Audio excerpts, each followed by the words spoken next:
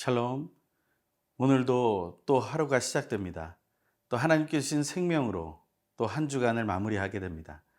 주일을 맞으며 또 준비하며 예배자로 세워지기 위해서 우리의 중심으로부터 살펴보고 하나님께로 나아가는 하루가 되길 간절히 소망합니다. 우리가 기도할 때 많이 사용하는 어구가 있죠. 전지전능하시며 무소부재하신 하나님.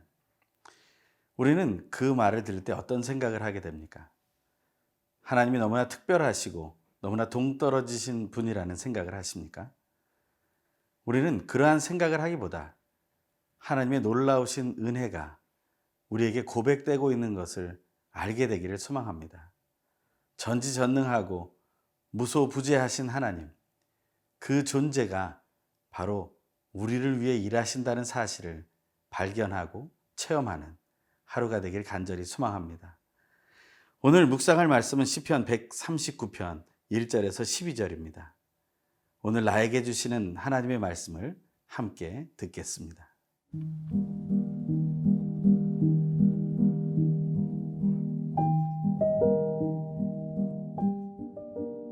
시편 139편 1절에서 12절 말씀입니다. 여호와여, 주께서 나를 살펴보셨으므로 나를 아시나이다. 주께서 내가 앉고 일어섬을 아시고 멀리서도 나의 생각을 밝히 아시오며 나의 모든 길과 내가 눕는 것을 살펴보셨으므로 나의 모든 행위를 익히 아시오니 여호와여, 내 혀의 말을 알지 못하시는 것이 하나도 없으시니이다. 주께서 나의 앞뒤를 둘러싸시고 내게 안수하셨나이다. 이 지식이 내게 너무 기이하니 높아서 내가 능히 미치지 못하나이다. 내가 주의 영을 떠나 어디로 가며 주의 앞에서 어디로 피하리이까?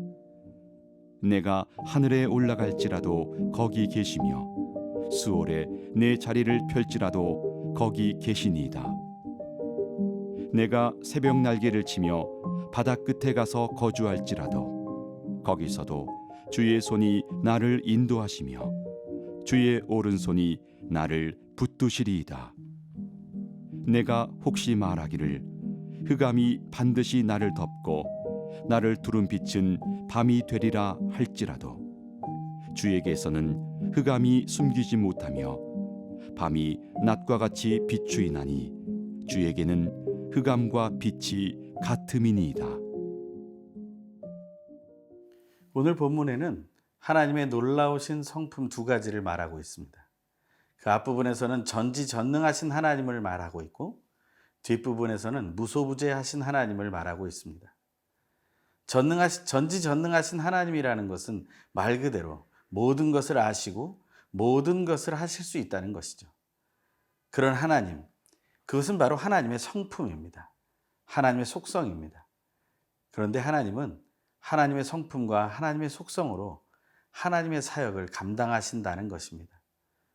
그것을 그저 자기를 높이라고 보여주시는 것이 아니라 그 성품을 사용해서 하나님께서는 피조물인 우리를 사랑하고 섬기신다는 것이죠. 그 전지전능하신 하나님이 무엇을 행하시는지 오늘 본문을 읽으며 살펴보기를 원합니다. 1절에서 6절의 말씀입니다. 여호와여, 주께서 나를 살펴보셨으므로 나를 아시나이다. 주께서 내가 앉고 일어섬을 아시고 멀리서도 나의 생각을 밝히 아시오며 나의 모든 길과 내가 눕는 것을 살펴보셨으므로 나의 모든 행위를 익히 아시오니 여호와여, 내 혀의 말을 알지 못하시는 것이 하나도 없으시니이다. 주께서 나의 앞뒤를 둘러싸시고 내게 안수하셨나이다. 이 지식이 내게 너무 기이하니 높아서 내가 능히 미치지 못하나이다. 전지전능하신 하나님께서 우리를 살펴보고 우리를 아신다는 겁니다. 그의 놀라우신 능력을 이런 하찮은 존재인 나를 살펴보시는데, 이 죄악된 무리인 우리를 살펴보시는데 사용하신다는 것입니다. 그것은 당연히 벌 줄 것이라고 우리는 생각할 것입니다. 그렇게 살펴보아서 CCTV가 살펴보고 또한 경찰관이 살펴보다가 잘못된 것이 발견되면 벌을 주는 것처럼 하나님도 그러한 일을 하려고 하시는 것이다 라는 생각을 하게 될 것입니다. 하지만 그렇지 않습니다. 하나님은 우리를 지키기 위해서, 우리를 보살펴 주시기 위해서, 우리를 인도하기 위해서 우리를 살펴보시며 우리의 속속들이까지 다 아신다는 거예요. 우리는 친한 사람들끼리 이런 얘기를 합니다. 말을 안 해도 알아 라는 말이죠. 그런 것처럼 오늘 본문에 이런 말이 나오죠. 4절입니다. 여호와여 내 혀의 말을 알지 못하시는 것이 하나도 없으시니이다. 우리가 말하지 않아도 다 아는 것이죠. 하나님께서는 우리의 모든 것을 살피신다는 것입니다. 이것이 얼마나 우리에게 기쁘고 감사한 일인지, 그것을 하나님은 하나님의 속성을 사용해서 우리에게 베풀고 계시다는 것, 그것을 우리가 알기를 원한다는 것입니다. 오늘 하나님께서 나에게 주시는 말씀으로 듣는 것이 큐티일 때 우리는 어떤 묵상을 할 수 있을까요? 우리는 큐티라는 것을 생각할 때 이러한 짧은 정의를 내릴 수 있습니다. 큐티는 하나님의 마음으로 성경 본문을 읽고 또한 하나님의 성품을 묵상하며 변화되어야 할 나에게 적용하는 것이다. 그것이 바로 큐티의 핵심임을 기억할 때 우리는 하나님의 마음으로 이 본문을 읽으면 하나님이 너무나 사랑해서 살펴보고 하나하나 속속들이 다 알고 싶어 하신다는 사실을 기억하게 된다는 것입니다. 하나님은 스토커가 아니십니다. 하나님은 따라다니시는 분이 아닙니다. 오히려 우리가 하나님을 따라가야 하는 대상인 것이죠. 그런데 그런 분께서 우리를 더 깊이 알고자 하신다는 것, 그것은 우리를 지키시고 보호하고 사랑하기 위함이라는 사실을 기억하게 되길 바랍니다. 오늘도 여러분과 제가 어디에서 무엇을 하고 어떤 상황에 처해 있든지 하나님은 보고 계시며 살피고 계시고 다 알고 계십니다. 그러니 우리가 힘들고 어려운 순간 하나님께 소리치기 원합니다. 하나님 아버지, 예수 그리스도시여 성령 하나님 외치게 되길 소망합니다. 그래서 하나님의 함께 하심을 체험하는 하루 되길 간절히 소망합니다.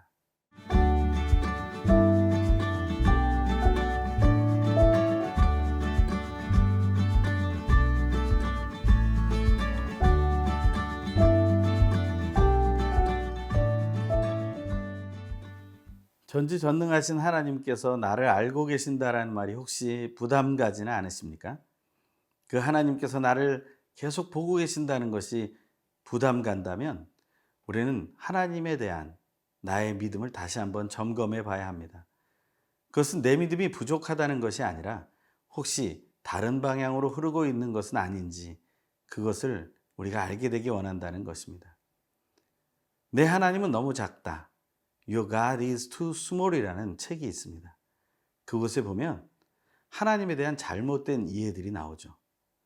너무나 고집스러운 아버지로서 또한 심판관으로서 경찰관으로서 그러한 우리를 힘들게 하는 모습으로서의 하나님을 우리가 가질 수 있다는 것이죠. 하나님에 대한 잘못된 이미지는 우리로 하여금 잘못된 예배자로 인도하는 것을 기억해야 합니다. 하나님은 우리를 스토커처럼 보시는 분이 아니라고 했습니다. 전지전능하신 하나님께서 우리를 바라보고 우리의 모든 것을 알고 계시다는 사실이 우리에게는 평강이 되기를 간절히 소망합니다. 마치 어려운 일을 경험하고 혹은 범죄의 우려가 있는 상황 속에서 나를 지켜주는 어떤 강력한 존재가 있다는 그 느낌처럼 그런 평안함이 있게 되기를 간절히 소망합니다. 오늘 본문의 뒷부분에는 또 하나님의 속성 한 가지가 나옵니다. 그것은 무소부재하신 하나님이시죠. 이 무소부재하시다라는 말은 말 그대로 그분이 존재하지 않는 곳이 없다라는 말입니다. 그분은 어디에나 있는 분이시죠. 아마 요즘 우리가 많이 사용하는 유비쿼터스라는 단어를 통해 더 알 수 있는 단어입니다. 하나님은 이 무소부재하심의 속성을 통해서 또한 사역하고 계십니다. 언제 어느 때나 또 어떤 상황 속에서 하나님은 함께 계실 수 있다는 것이죠. 이것을 다른 말로 표현한 것이 임마누엘이라는 말입니다. 그것이 바로 예수님의 이름과도 통하게 되고, 마태복음 28장 20절에서는 볼지어다 내가 세상 끝날까지 너희와 항상 함께 있을 것이라는 약속의 말씀으로 이어지게 됩니다. 하나님은 우리와 늘 함께 계시는 분이시죠. 그것을 오늘 본문에 이 시인은 이렇게 고백하고 있습니다. 내가 주의 영을 떠나 어디로 가며 주의 앞에서 어디로 피하리이까? 내가 하늘에 올라갈지라도 거기 계시며 수월에 내 자리를 펼지라도 거기 계시나이다. 내가 새벽 날개를 치며 바다 끝에 가서 거주할지라도 거기서도 주의 손이 나를 인도하시며 주의 오른손이 나를 붙드시리이다. 내가 혹시 말하기를 흑암이 반드시 나를 덮고 나를 두른 빛은 밤이 되리라 할지라도 주에게서는 흑암이 숨기지 못하며 밤이 낮과 같이 비추이나니 주에게는 흑암과 빛이 같음이니이다. 아멘. 7절부터 12절의 이 말씀 속에서 우리는 정말 하나님을 피할 수 있는 방법이 없다라는 사실을 발견하게 됩니다. 이 시의 작시자인 다윗은 이 땅에서 많은 고난을 받았던 사람입니다. 도망자로서 피해 다니며 여러 상황 속에서 어려움을 겪었던 사람입니다.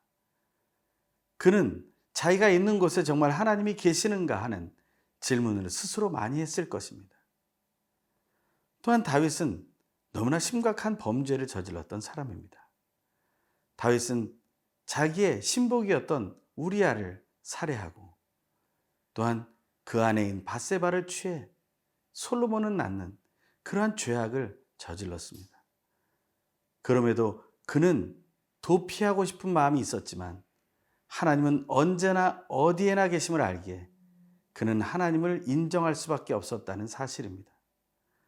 우리가 잘하고 있는 순간에만 하나님이 함께 계신다면 얼마나 좋겠습니까? 하지만 우리가 실수하고 절망하고 도망가고 싶고 포기하고 싶고 모든 것을 내려놓고 싶은 순간에도 하나님은 함께 계신다는 것입니다. 우리는 지금 어려운 순간을 함께 겪어내고 있습니다. 그런 상황 속에서 우리는 다시 한번 무소부재하신 하나님, 임마누엘이신 하나님, 세상 끝날까지 함께 하신 하나님, 그 하나님을 신뢰하게 되길 원합니다. 그럴 때 우리는 어두움 속에 있지 않고 빛에 거하는 기쁨을 누리게 될 것입니다. 귀한 주일을 준비하며 하나님께 영광 돌리는 남은 날이 되길 소망합니다.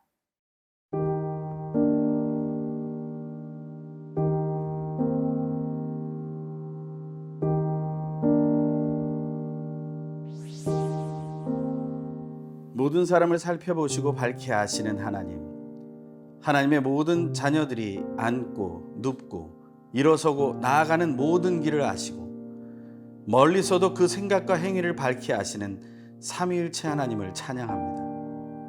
우리들의 모든 삶에 함께 하시며 인생의 길에 앞뒤에 계셔서 사랑의 손으로 덮어주심을 날마다 순간마다 체험하게 하셔서 하나님께서 어디에서나 함께 하심을 믿음으로 누리며 증거하길 원합니다.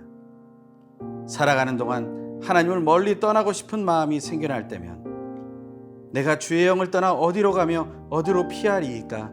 내가 새벽 날개를 치며 바다 끝에 가서 거주할지라도 거기서도 주의 손이 나를 인도하시며 붙드십니다라고 고백했던 다윗의 고백을 믿음으로 고백하길 소망합니다.